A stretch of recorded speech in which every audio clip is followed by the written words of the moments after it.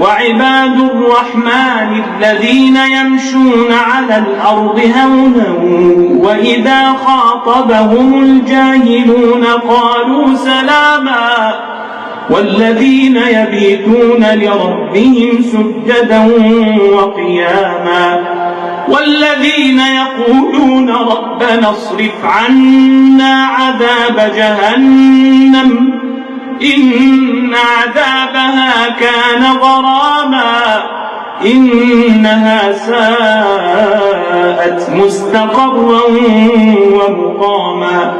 والذين إذا أنفقوا لم يسرفوا ولم يقتروا وكان بين ذلك قواما والذين لا يدعون مع الله إلها آخر ولا يقتلون النفس التي حرم الله إلا بالحق ولا يزنون ومن يفعل ذلك يلقى أثاما يضاعف له العذاب يوم القيامة ويخلد فيه مهانا إلا من تاب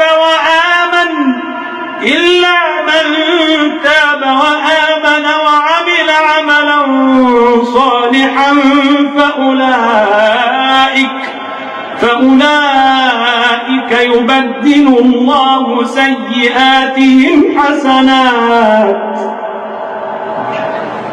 وكان الله غفورا رحيما ومن تاب وعمل صالحا فإنه يتوب إلى الله متابا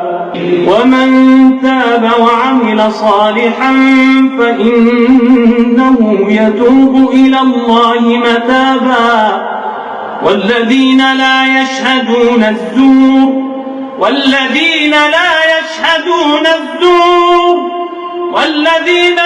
يشهدون الزور وإذا مروا باللغو مروا كراما والذين إذا ذكروا بآيات ربهم لم يخروا عليها صما وعميانا والذين يقولون ربنا هب لنا من أزواجنا وذرياتنا قرة أعين واجعلنا للمتقين إماما أولئك يجزون الغرفة بما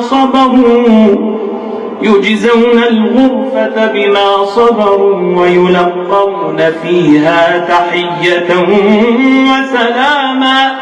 خالدين فيها حسنت مستقرا ومقاما قل ما يعبأ بكم ربي لولا دعاؤكم فقد كذبتم فسوف يكون لزاما.